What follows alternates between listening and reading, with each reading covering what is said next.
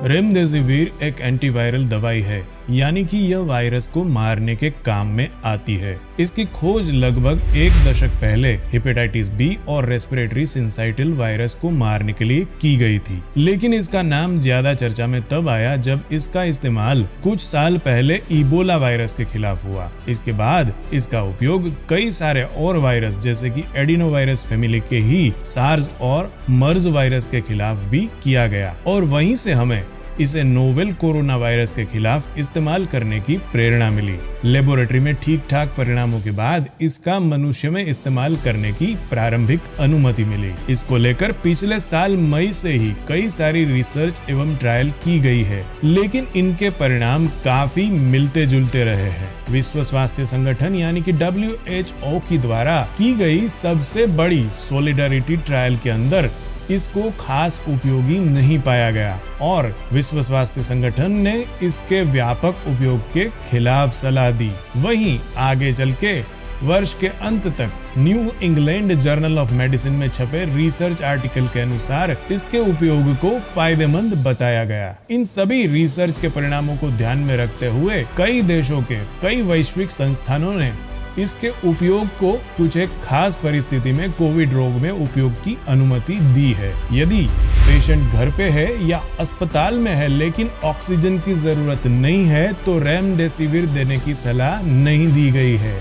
लेकिन यदि पेशेंट अस्पताल में है और ऑक्सीजन पे है तो रेमडेसिविर दे सकते हैं, जबकि पेशेंट की परिस्थिति यदि ज्यादा गंभीर होने पर वेंटिलेटर या आगे का कोई रेस्पिरेटरी सपोर्ट देना पड़ता है तो यह दवाई कितनी कारगर रहती है इसके बारे में हमें अंदाजा नहीं, इसलिए उन मामलों में भी अभी इसको उपयोग में लेने की सलाह नहीं दी गई है। इस तरह से देखें तो कोविड रोग के लगभग 85% मामलों के अंदर जबकि पेशेंट घर पे आइसोलेट करके ट्रीटमेंट लेता है या अस्पताल में दाखिल है लेकिन ऑक्सीजन की आवश्यकता नहीं है तो रेमडेसिविर की जरूरत नहीं रहती है, जबकि केवल 10 से 15% पेशेंट जो कि अस्पताल में एडमिट है उन्हें ही रेमडेसिविर की आवश्यकता रह सकती है। अब आप खुद ही देख सकते हैं कि इसकी आवश्यकता अस्पताल में दाखिल कुछ एक खास समूह के पेशेंट में ही है। तो मेरी आप सबसे हार्दिक विनती है कि कृपया कोरोना रिपोर्ट पॉजिटिव आने पर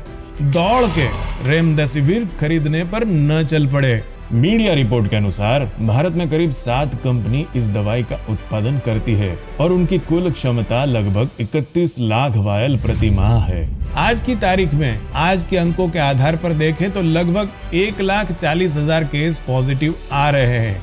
अब इनमें से केवल 10% को यदि रेमडेसिविर की जरूरत पड़े तो भी केवल 14,000 लोगों को ही इसकी आवश्यकता रहती है, जबकि देश का रोजाना उत्पादन इससे 6 गुना रहने की संभावना है।